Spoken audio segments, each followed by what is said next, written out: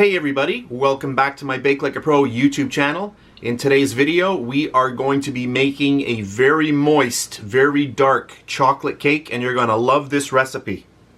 We're going to start off with 150 grams of all-purpose flour. That is equal to 1 cup. 100 grams of vegetable oil. This is equal to half a cup. 125 grams of buttermilk. This is equal to half a cup.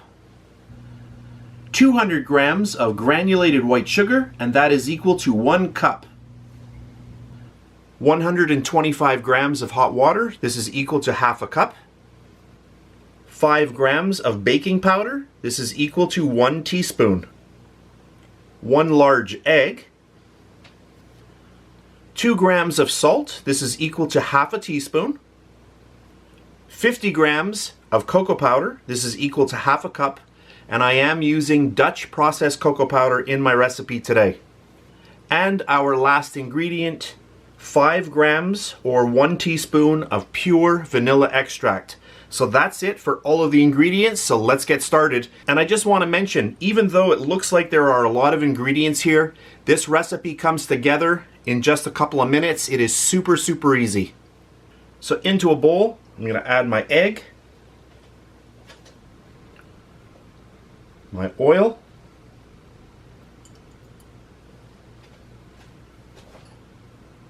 my salt, my buttermilk,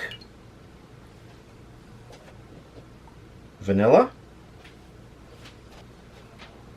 and grab my mixer. I just want to break the egg down. Always start your mixer on low.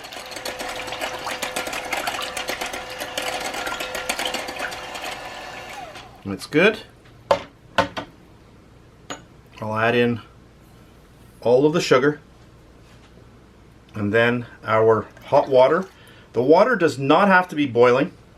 And then to show you how easy this is, I'm not even going to mix any of this stuff. I'm just going to get it all in there. But you do want to sift.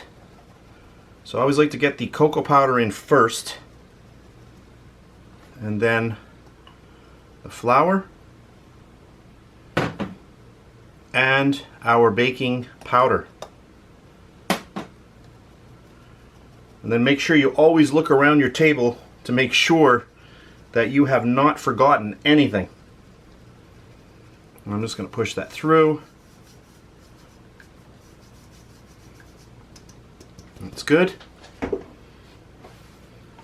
I'm going to take my mixer. I just want to mix this a little bit just before I turn it on. And then just speed number 1.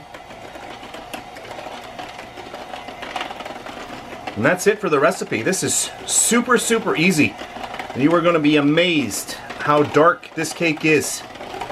Very, very moist and tender. There's acidity in the buttermilk, which makes this a very super tender cake.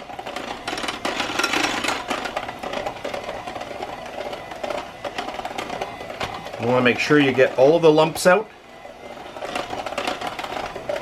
I'll just increase it to number 2. And that's good.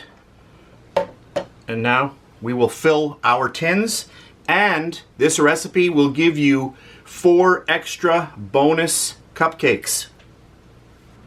What I'm using here is a mini bundt pan. This is a 3-cup model. And I'll just show you the little thing that came with it, just to show you. Nordic ware. Really cute. I love the size of this. You know, sometimes you just don't want a very large cake, and this little pan here is perfect. I got that on Amazon, by the way. So we're going to grab our batter, make sure I'm on camera. And then very carefully pour it in. And I forgot to mention that I did oil the pan. So I just used a little spray, but you can use some butter with a little brush or oil. Now, I made this a few times. I just want to make sure that I have enough for the 4 cupcakes. And I do have my oven preheated to 350 degrees Fahrenheit. We're going to bake this cake about 25 minutes. Okay, that's perfect. So as I said before, this is a 3-cup model. I base my cup on 250 milliliters. So 250 by 3 is 750 milliliters. So that's the volume of this tiny pan. So now I'm going to pop these into the oven, 350 degrees Fahrenheit. I'll bake everything off and then I'll come back. So here we are again. I baked my cupcakes for exactly 25 minutes and my little bundt cake, this was done for 30 minutes. And this smells amazing. Right now, these just came out about 1 minute ago. They're extremely hot. These here, you could actually lift out if you wish and just pull them out and let that heat start dissipating. So get in there and just pull those out. Ooh, hot. Just like that. We'll move the pan out of the way. Bring those back up here. Oh, I can feel how nice those are. These smell amazing. There we go. The cake, we want to leave this in here no longer than 15 minutes. And then we want to unmold it. So I'm going to let it cool down a little bit. Right now you can't do it. The cake would actually fall apart. You have to let the cake cool down enough so the fats inside the cake actually hold the cake together. Then we'll flip it over and unmold it.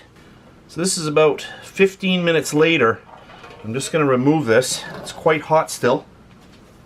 And I'm going to take it and just flip it over. Oh, that's nice. And then try to lift this off and hopefully we get a clean break.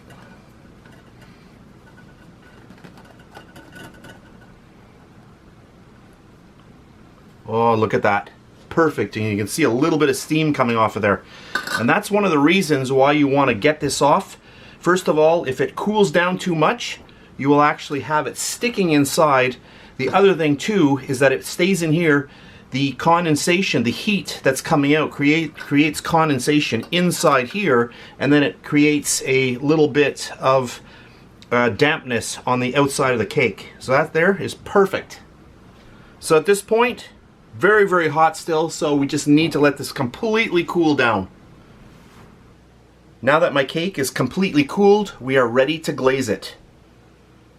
So I'm just going to slowly start getting this all over our cake. And it doesn't matter if it's perfect, we'll just get it just like this. I'm going to check it in a second. Just all over. This smells amazing. This is really, really good. So the full recipe will be in another video. I'll show you how to make this mirror glaze from start to finish. Make sure I'm getting everywhere. And what's great about this glaze is that you can reuse it.